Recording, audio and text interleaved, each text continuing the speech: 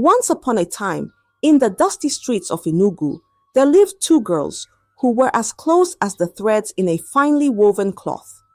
Amaka and Ezine were not born from the same womb, but everyone called them twins. See how they move together, people would say. If you see one, the other is not far behind.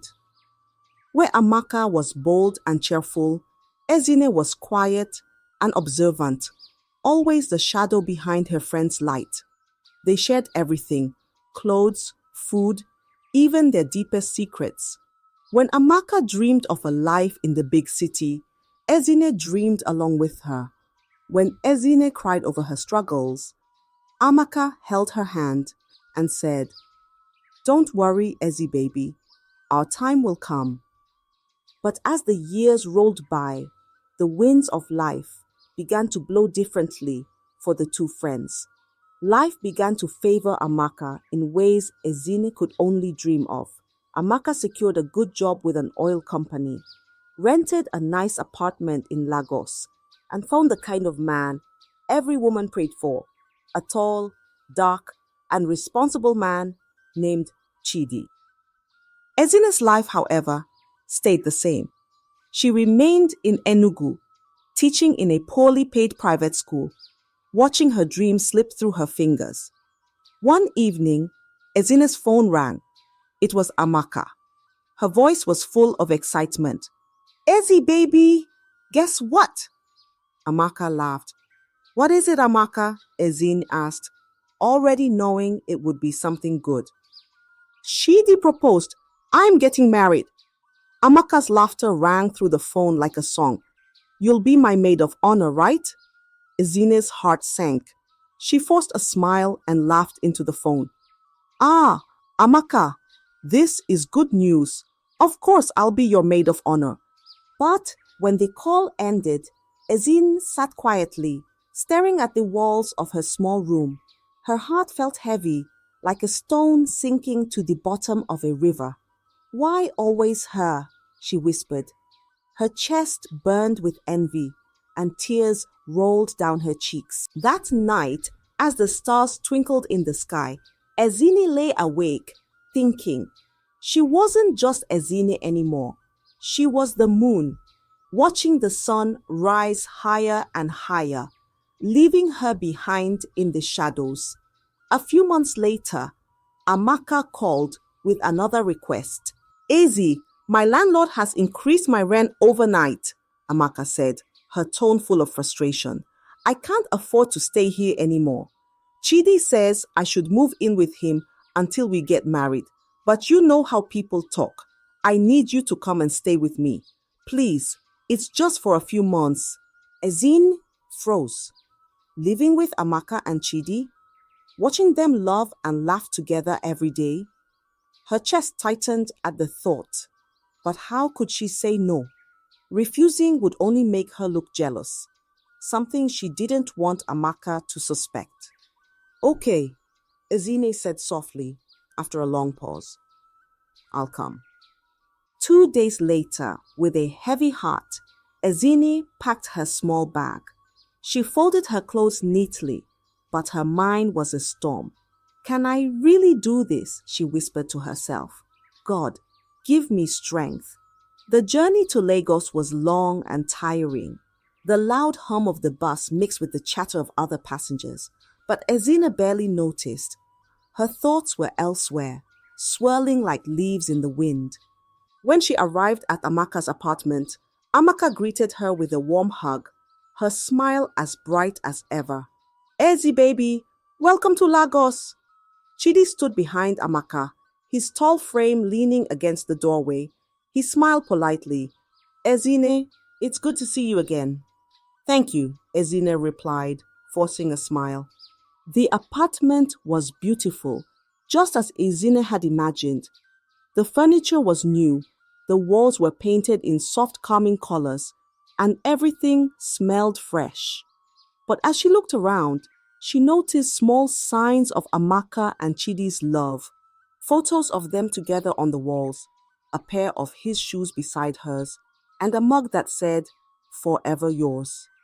That first night, Ezine sat alone in her new room, listening to the sound of laughter coming from the living room. Amaka and Chidi were watching a movie, their voices mingling like a sweet melody. Ezine stared at the ceiling, her heart heavy. "This will be harder than I thought," she whispered, blinking back tears. She had come to help her friend, but deep down, she knew she was stepping into a storm she wasn't ready for. Living with Amaka and Chidi was like sitting by a warm fire, but feeling the heat burn your skin. Every day, Ezine watched their love unfold before her eyes, and each moment felt like a thorn piercing her heart. Chidi treated Amaka like a queen. Every morning, he brought her breakfast in bed, steaming tea, golden toast, and eggs cooked just the way she liked. "Good morning, my love," he'd say, planting a kiss on her forehead. "Chidi, you'll spoil me," Amaka would reply, laughing as she held his hand. At night, they would sit together on the couch, Chidi massaging Amaka's feet while she told him about her day. "You're my everything," he'd whisper, and Amaka's laughter would fill the room like a sweet song. Ezine sat in the corner, pretending to read a book, but her eyes often wandered to them. Her chest felt tight, her envy growing like weeds in a neglected garden. But she noticed something else too, small cracks in their perfect picture. Amaka's temper flared occasionally, snapping at Chidi when she was tired. "Chidi, why didn't you buy the fabric I asked for?" she'd say, her voice sharp. Chidi, in turn, had his moments. "Amaka, you don't need to go out so often. Why not stay home and rest?" he'd suggest, his tone firm but calm. Ezine began to see opportunities in those cracks. She started planting seeds, small and subtle. "Amaka," she said one evening, after a minor argument between the couple, "I think you should be more patient with Chidi. Men don't like to feel unappreciated." Amaka waved it off with a laugh. "Izzy, it's nothing. Every couple has small fights. Don't worry about us." But Ezine didn't stop there. Whenever Amaka shared frustrations, Ezine would nod and say, "You're right, but maybe Chidi just doesn't understand you fully. Some men are like that." Slowly, her words became like tiny drops of water wearing away at a stone. Amaka didn't take it seriously, but Ezine felt a strange satisfaction. The sun still shone brightly in Amaka's world, but Ezine, the quiet moon, was learning how to cast shadows. Her bitterness, hidden behind kind smiles and soft words, was growing stronger. She wasn't just watching anymore, she was waiting. Ezine's envy had grown into something darker, something she could no longer ignore. Watching Amaka and Chidi's love felt like standing outside in the rain, cold and forgotten. She decided it was time to act. One evening, Ezine stepped into the living room wearing a tight-fitting dress that hugged her figure like a second skin. The fabric shimmered under the soft light, drawing attention to her every curve. Chidi was sitting on the couch, watching football, his eyes glued to the screen. "Chidi, how was work today?" Ezine asked, her voice soft and sweet. She sat down beside him, much closer than she needed to. Chidi shifted in his seat, glancing at her briefly before looking back at the TV. "Work was fine, Ezine. Is Amaka back?" "She's still at the market," Ezine said with a smile. She leaned forward slightly, making sure her neckline dipped just enough to catch his eye. "You're such a good man, Chidi. Amaka is really lucky to have you." Chidi cleared his throat, uncomfortable. "Thank you, Ezine," he said quickly before standing up. "I'll go check on dinner." But Ezine wasn't discouraged. The next day, she found another opportunity. Chidi was in the bathroom and she accidentally opened the door. "Oh my God, I'm so sorry," she gasped, covering her eyes dramatically. But she didn't leave immediately. Chidi grabbed a towel, his face a mix of embarrassment and irritation. Ezine, please knock next time, he said, his voice firm. I didn't mean to, she replied, her tone apologetic but her smile lingering. I'll be more careful. At first, Chidi tried to avoid her. He spent more time at work and less time at home, but Ezine was persistent. She brushed past him in the hallway, her hand grazing his arm. She found excuses to start conversations, her words laced with subtle compliments. Chidi, you're so thoughtful, she said one evening when he brought Amaka her favorite snack. Not all men are like you. Amaka is truly blessed. Her intentions were becoming clearer, and Chidi could feel the weight of her advances. He didn't know how to confront her without causing a scene, but her presence was becoming harder to ignore. Ezine's jealousy was no longer a quiet shadow. It was a storm brewing in the corners of their home, waiting for the right moment to strike. Chidi couldn't keep the weight of Ezine's behavior to himself any longer.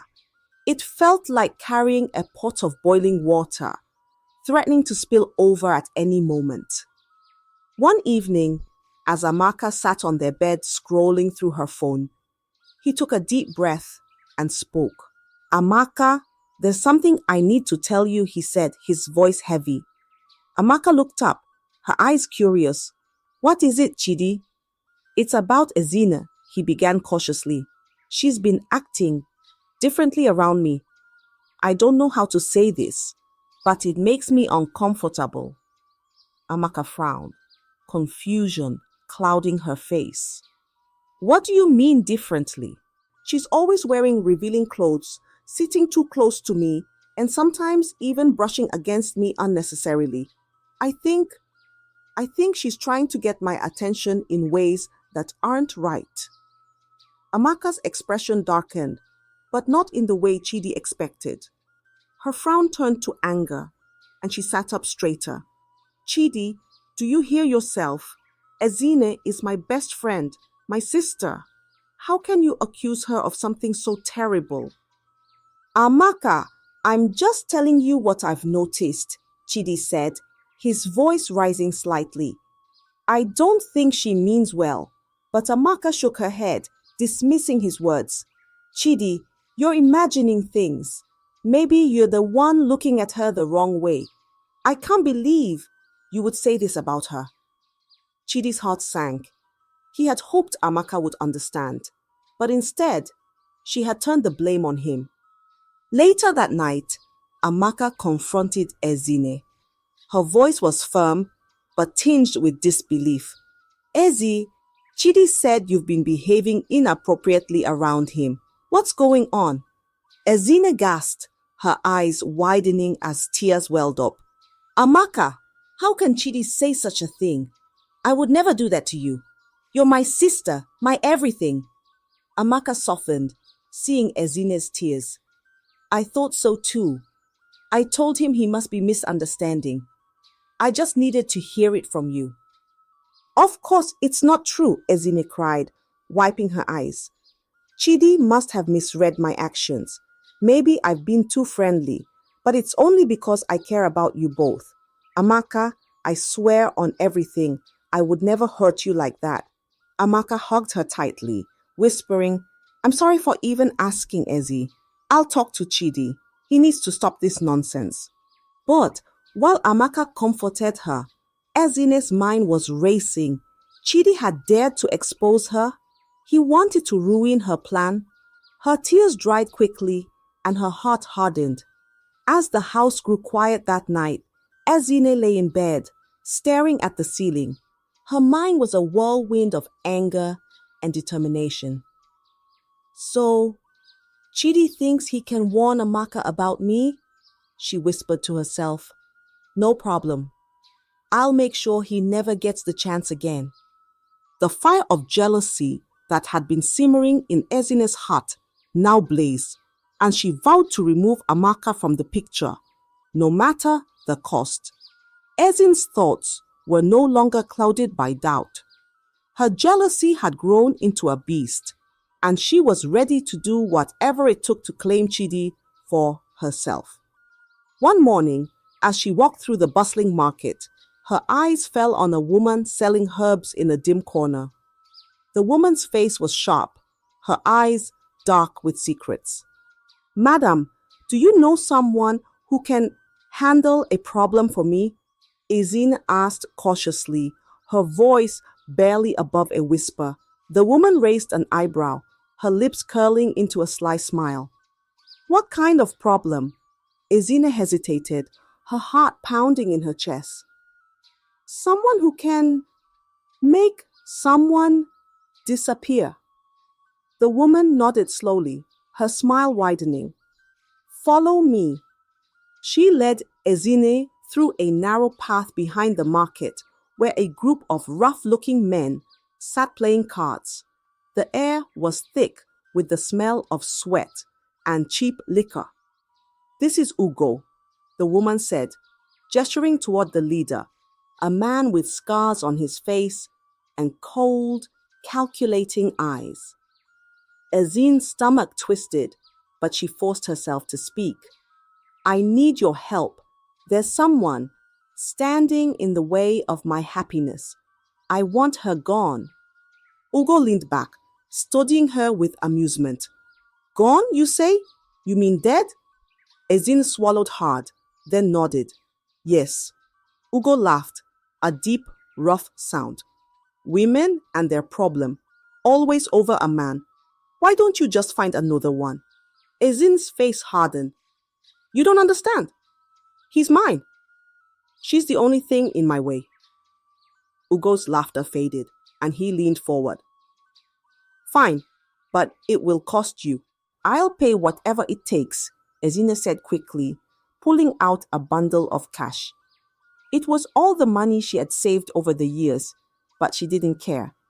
Ugo took the money, counting it slowly before tucking it into his pocket. "We'll handle it," he said, his voice cold. "Give us her details." Ezine described Amaka, her routine, the places she frequented, and the time she usually returned home. Every word felt like a knife twisting in her chest, but she pushed the guilt aside. As she walked back home, her mind was a whirlwind of emotions. "This is for the best," she whispered to herself, her voice trembling. "Once she's gone, everything will fall into place." But deep inside, a small voice whispered, "You're betraying her. You're destroying the only real bond you've ever had." Ezine silenced the thought, her resolve hardening like iron. She had already set the wheels in motion, and there was no turning back. The price of betrayal had been paid, and she was ready to collect. Then one evening, Amaka walked briskly, her bag slung over her shoulder. She had stayed late at work, and the road ahead seemed darker than usual. Suddenly, footsteps echoed behind her. At first, she didn't think much of it, but the steps grew louder, faster. A chill ran down her spine. "Who's there?" she called out, her voice steady but tinged with fear. Before she could turn, strong hands grabbed her, pulling her into a dimly lit alley. She struggled, her bag falling to the ground. "Please, let me go," Amaka cried, her voice trembling. "I don't have much money, but you can take everything I have." The men surrounded her, their faces shadowed, but their intentions clear. Ugo, the leader, stepped forward, his scarred face illuminated by the dim light. "It's not about money," he said coldly. "Then why? Why are you doing this to me?" Amaka asked, tears streaming down her face. Ugo's lips curled into a cruel smile. "Your best friend says hello." Amaka froze, her breath catching in her throat. "Ezine?" she whispered, disbelief washing over her. "No, you're lying. Ezine would never do this." The men chuckled, their laughter echoing in the narrow alley. "She paid us well," Ugo said. "Said you were standing in her way. Amaka's heart shattered into pieces. Her legs felt weak, her body trembling as she fell to her knees. Ezine is my sister. I've done everything for her. Why would she do this to me? She clasped her hands together, her voice breaking as she pleaded. Please, don't do this. I'll give you more money than she did. Just let me go. I have a wedding to plan. I have a life to live. Ugo's expression didn't change. He nodded to one of his men, who pulled out a gun. Sorry, madam. Business is business, Ugo said, his voice flat. No, please, Amaka screamed, her voice echoing in the night. Before she could utter any more words, the sound of a gunshot ripped through the air, silencing her cries. Birds scattered into the sky, and the bustling streets of Lagos seemed to pause for a brief moment. The men disappeared into the darkness, dragging Amaka behind. Her bag lay open on the ground, its contents spilling out, a photo of her and Ezine smiling together among them. The streets carried no trace of her by morning. Only the whispers of betrayal lingered, carried by the wind. The next morning, Ezine sat in the living room, waiting anxiously for news. She expected to hear about Amaka's death, to cry fake tears, and console Chidi. She had rehearsed her lines over and over in her head. Amaka didn't come home last night, Chidi said, pacing the living room. His voice trembled, his face pale with fear. Ezine sat on the couch, her hands clasped tightly together. She wore a mask of concern, but inside her heart raced, not with worry, but with the thrill of her plan unfolding. Maybe she's stuck somewhere, Ezine said softly. Traffic in Lagos can be terrible. Chidi shook his head, running his hands through his hair. No, she would have called me. This isn't like her. By afternoon, the news of Amaka's disappearance had spread. Her co-workers, friends, and family all called, their voices filled with concern. Chidi spent the day making frantic phone calls to the police, hospitals, and anyone who might have seen her. Ezine played her role perfectly. She stayed by Chidi's side, offering comfort and support. We'll find her, she said, placing a reassuring hand on his shoulder. She's strong. She'll come back. But as days turned into weeks, hope began to fade. Chidi's eyes grew dull, and the lines on his face deepened. The house, once filled with Amaka's laughter, now echoed with silence. Ezine used this silence to her advantage. She cooked Chidi's meals, cleaned the house, and sat with him in the evenings, listening to his pain. You're not alone, Chidi, she would say, her voice gentle. Chidi, broken by grief, began to lean on her. One night, as they sat together in the dimly lit living room, Ezine placed her hand over his. Chidi, she whispered, her voice trembling just enough to seem sincere. I'm here for you. I'll always be here for you. Chidi looked at her, his eyes filled with a mixture of sadness and gratitude. Thank you, Ezine. I don't know what I'd do without you. In that moment, Ezine leaned in and kissed him. Her lips brushed against his, soft and deliberate. Chidi didn't pull away. That night, Ezine slept in Chidi's bed, her head resting on the same pillow where Amaka's had once lain. As she drifted off to sleep, a small smile played on her lips. Amaka was gone, and Ezine had taken her place. The plan had worked.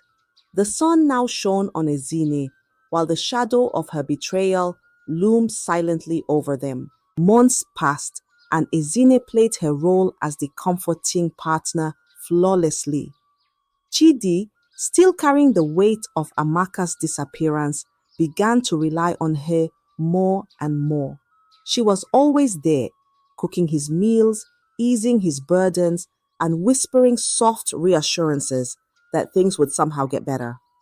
Then, one evening, Ezine sat Chidi down after dinner.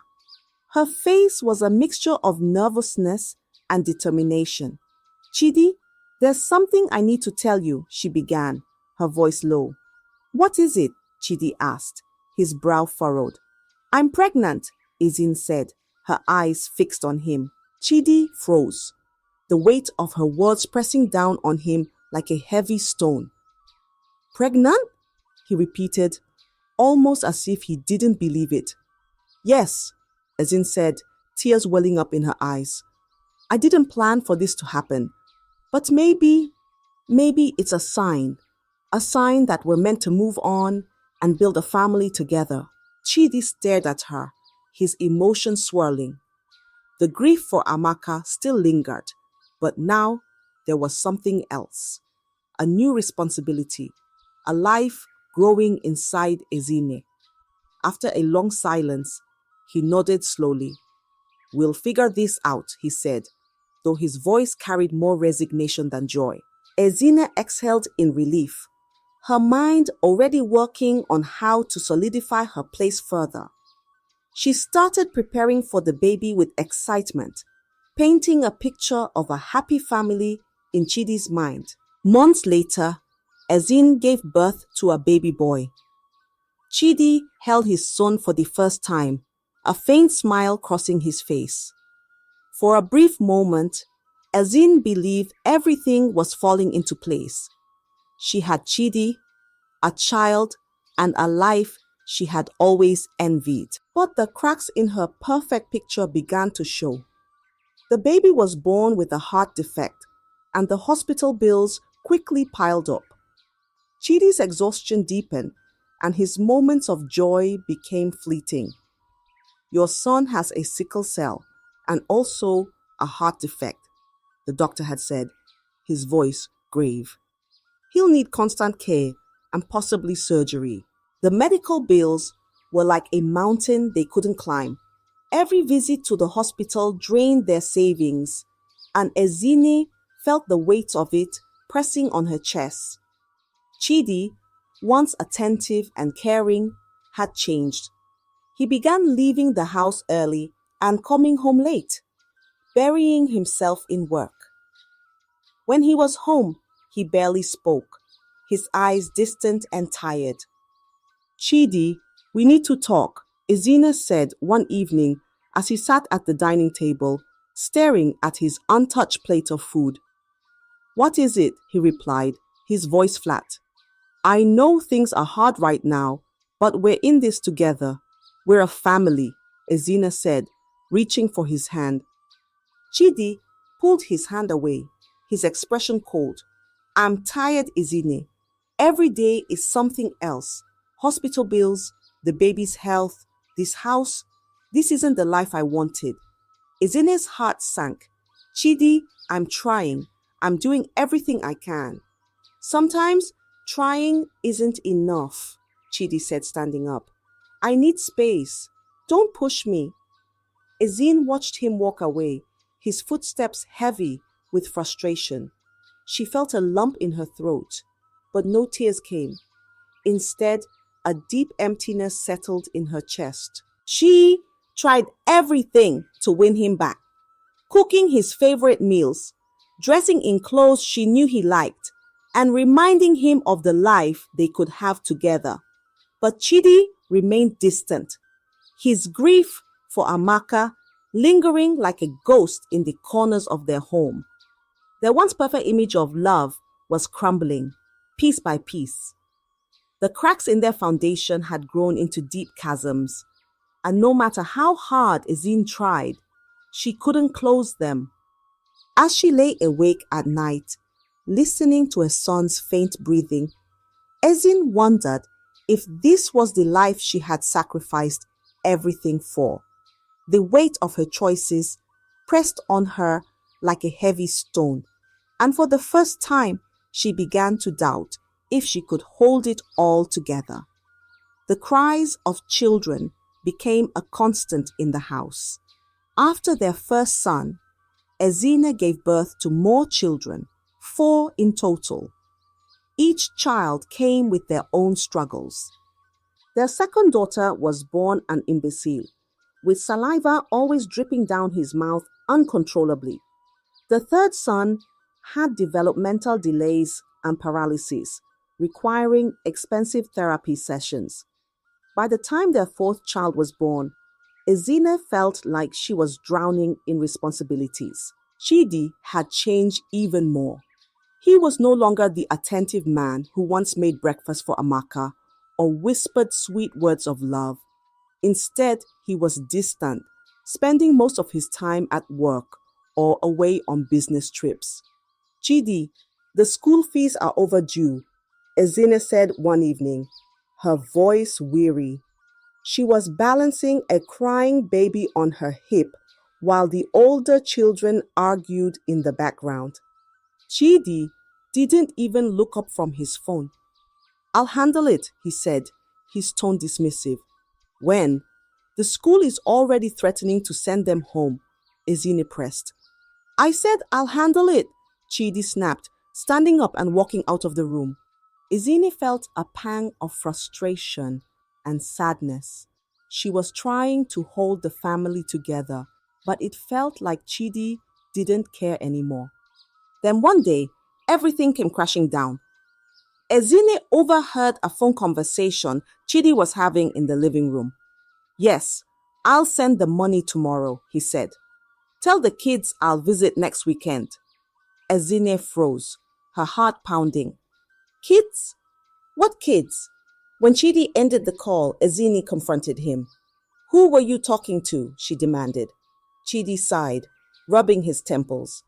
I don't have the energy for this, Ezine. Don't lie to me, Chidi. Who are these kids you're sending money to? Chidi stared at her, his face unreadable. They're mine, he said flatly. Ezine's breath caught. Yours? You mean you have other children outside this marriage? Yes, Chidi replied, his tone unapologetic. I've been taking care of them, just like I take care of this family. Ezine's knees felt weak. She grabbed the edge of the table for support. How could you do this to me, Chidi? After everything I've sacrificed for us? Chidi laughed bitterly. Sacrificed? You think I don't know the chaos you brought into my life? You think I don't know what happened to Amaka? Don't act like a victim, Ezine. You got what you wanted, didn't you? Ezine's face burned with shame and anger. She opened her mouth to respond, but no words came out. Chidi walked past her, grabbing his car keys. I'll be home late, he said, leaving without another glance. Ezine stood alone in the living room, the weight of her choices pressing down on her like a storm cloud. The life she had built was falling apart, and she couldn't stop it. More children had come, but instead of bringing joy, they had only deepened the cracks in their already broken foundation. As the years passed, another problem began. Ezine began to have nightmares about Amaka. In the dreams, Amaka would appear, standing at the foot of her bed, her face pale and sorrowful. Why did you do it, Ezine? Amaka would ask. Ezine would wake up sweating, her heart racing. She'd sit up, clutching her chest, trying to calm the storm inside her. But the dreams kept coming, night after night, like uninvited guests that refused to leave. One day, as Ezine walked through the crowded market, her arms full of groceries, she thought she saw a familiar figure in the distance. The woman was wearing a simple dress and had a gait that was all too familiar. Her heart stopped. Amaka, she whispered, her voice trembling. She dropped her basket and pushed through the crowd, her eyes fixed on the figure. Amaka, she called, louder this time. The woman turned briefly, her face obscured by the sunlight. For a moment, Ezine thought she saw Amaka's features, the curve of her cheek, the softness of her lips. But before Ezine could reach her, the woman disappeared into the crowd, swallowed by the sea of people. Ezine stood frozen, her heart pounding like a drum. It can't be, she whispered to herself. She's gone. I know she's gone. But the guilt that had been simmering beneath the surface now bubbled over, consuming her like a wildfire. Every sound, every shadow seemed to remind her of Amaka. The laughter of women in the market felt like a mockery of her betrayal. The empty corners of her home felt like they were filled with Amaka's presence, watching, judging. Ezine tried to push the guilt away, but it clung to her like a second skin. Her children's cries sounded like accusations. Chidi's cold stares felt like punishment. Even the walls of the house seemed to whisper, "Why?" Her mind became a prison, and Amaka's ghost was the warden, haunting her every moment. The weight of her actions was no longer just a burden. It was a noose tightening around her neck, making each breath harder to take. Ezine had wanted everything Amaka had, but now she realized she had gained nothing but regret, sorrow, and the unrelenting ghost of the sister she had betrayed. 25 years after Amaka's disappearance, everything changed. Chidi was now a retired businessman, and Ezine was living a quiet life, still caring for their children. One sunny afternoon, a car pulled up in front of their house. Ezine was in the kitchen when a knock echoed through the house. It wasn't the casual knock of a neighbor or the hurried rap of a delivery man. It was slow, deliberate, almost ominous. "Who could that be?" Chidi muttered, folding his newspaper and heading for the door. When he opened it, the world seemed to stop. Standing there, dressed simply but with an air of quiet strength, was Amaka. "Amaka?" Chidi's voice cracked, his hands gripping the door frame for support. His face turned pale, his eyes wide with shock. Ezine, hearing the name, froze. Her hands trembled as the bowl she was holding slipped and shattered on the floor. Amaka stepped inside, her gaze steady and piercing. "Hello, Chidi." "Hello, Ezine," she said, her voice calm but carrying the weight of years gone by. Ezine stumbled into the living room, her heart pounding like a drum. "Amaka," she whispered, her voice barely audible. It's not possible. You're dead?" Amaka finished for her, her lips curving into a faint, bitter smile. "That's what you thought, isn't it, Ezine?" Chidi, still rooted to the spot, managed to find his voice. "Where have you been? What happened to you?" Amaka sighed and sat down, her movements slow and deliberate, as if she carried the weight of the years on her shoulders. "I think it's time you both knew the truth," she said, her voice steady. She began to recount the night of the attack.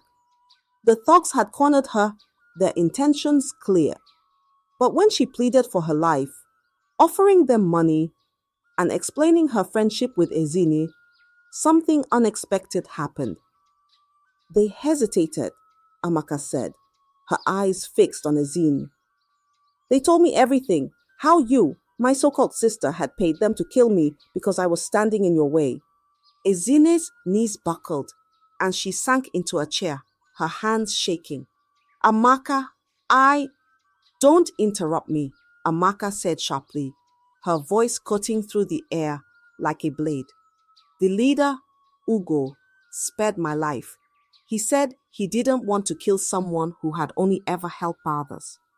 But they warned me. If I ever came back, they'd finish the job." Amaka's gaze softened for a moment, but only briefly. "So I left. I disappeared. I started over in a small town far away. But not a day passed that I didn't think about you, Ezine, about why you did it.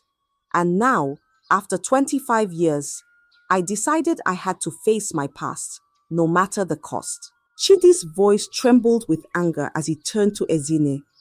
You planned to kill her. Ezine, how could you? After everything Amaka did for you. After all the years we spent together, tears streamed down Ezine's face as she stammered, Chidi, I can't explain. I was jealous. I thought, I thought if she was gone, we could have a life together. Jealous? Chidi's voice rose, filled with rage. You destroyed everything. You ruined my life, her life, our family. For what? For your selfishness. Amaka stood, her face calm but resolute. I didn't come here to destroy what's left of your family, Chidi.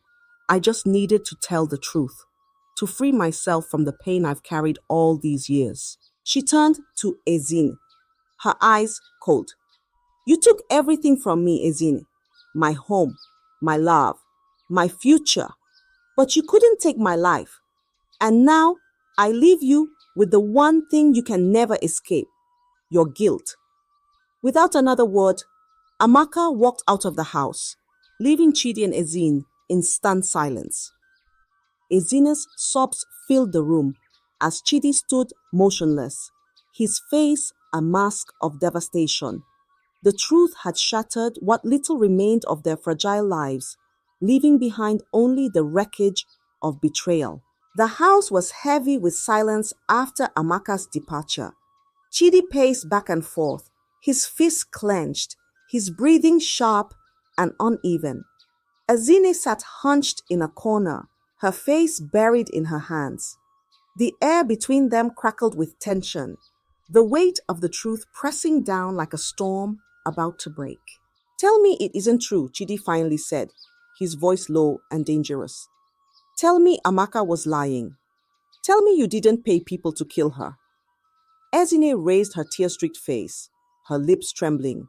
Chidi, I don't know what to say. Say the truth, Chidi shouted, his voice echoing through the house. Did you do it, Ezine? Did you try to kill her? The dam broke. Ezine fell to her knees, her body shaking with sobs. Yes, she cried, her voice cracking under the weight of her guilt. Yes, I did it. I was jealous. I was angry. I thought she had everything. Your love, her success, the life I wanted. I didn't know what else to do. Chidi stared at her, his face twisting with a mixture of disbelief and disgust. You didn't know what else to do? He spat. So you decided to kill her? To kill the woman who called you her sister? The woman who trusted you with everything? Ezine clutched at his trousers, her tears falling like rain. Chidi, please. I didn't mean for things to go so far. I thought it would make things better. I thought we could be happy. Happy? Chidi's laugh was bitter, hollow. Happy? Do you know what you've done to me, to us, to her? Ezine turned her gaze to the floor, unable to meet his fiery eyes. I was wrong. I know I was wrong. Please forgive me, Chidi. I didn't think it would end like this. I didn't think... You didn't think, Chidi roared, pulling away from her grasp. You destroyed everything. You took her away from me. And then you came into my life, pretending to love me, building this sham of a family on lies. His words struck Ezine like blows, but she didn't fight back.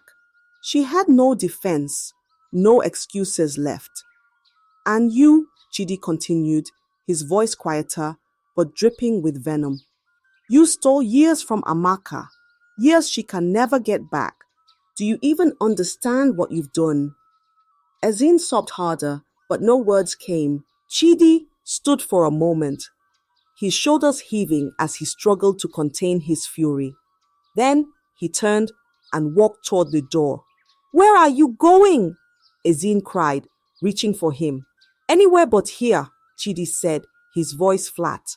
I can't stay in this house. I can't look at you, Ezine. Not after everything you've done. He paused at the door, turning back to look at her one last time. I loved Amaka with all my heart. And you destroyed that. You destroyed me. Without another word, he left, the door slamming shut behind him. Ezine sat on the cold floor, her sobs filling the empty house. The truth had finally come out, unraveling years of lies and deceit. But instead of setting her free, it had chained her to the unbearable weight of her own guilt. Chidi left with nothing but memories of Amaka, the love he had lost, the life he had dreamed of, and the betrayal that had torn it all apart. The years dragged on, each one heavier than the last. Ezine lived alone in the same house she had once shared with Chidi and their children. The walls seemed to echo with memories of the life she had destroyed. She spent her days sitting on the porch, watching people pass by. Neighbors whispered about her, calling her a murderer and a cursed woman. She became a cautionary tale, a warning to young women about the dangers of jealousy and betrayal. One day, a group of young women walked by, laughing and chatting. One of them stopped and pointed at Ezine. "That's the woman who tried to kill her best friend for a man," she said loudly. Ezine closed her eyes, the words cutting deeper than any knife. One night, Ezine had a dream. She was standing in a bright field and Amaka was there, smiling at her. "Ezine," Amaka said softly, "I've forgiven you, but you need to forgive yourself." Ezine fell to her knees. "Amaka, I don't deserve your forgiveness. I destroyed everything. I'm so sorry." Amaka placed a hand on her shoulder. "Let go of the pain, Ezine. It's the only way to find peace." When Ezine woke up, she felt a strange sense of relief. For the first time in years, she prayed, asking God for forgiveness. Though her life remained lonely and filled with regret, she found solace in helping others. She started sharing her story with young women, warning them about the dangers of jealousy and the consequences of their actions. And so, Ezine spent the rest of her days seeking redemption, knowing she could never undo the past, but hoping to prevent others from making the same mistakes. I hope you enjoyed the story. If so, please like the video, comment what you learned from the tale, and don't forget to subscribe to the channel for more enchanting tales just like this one. Thank you.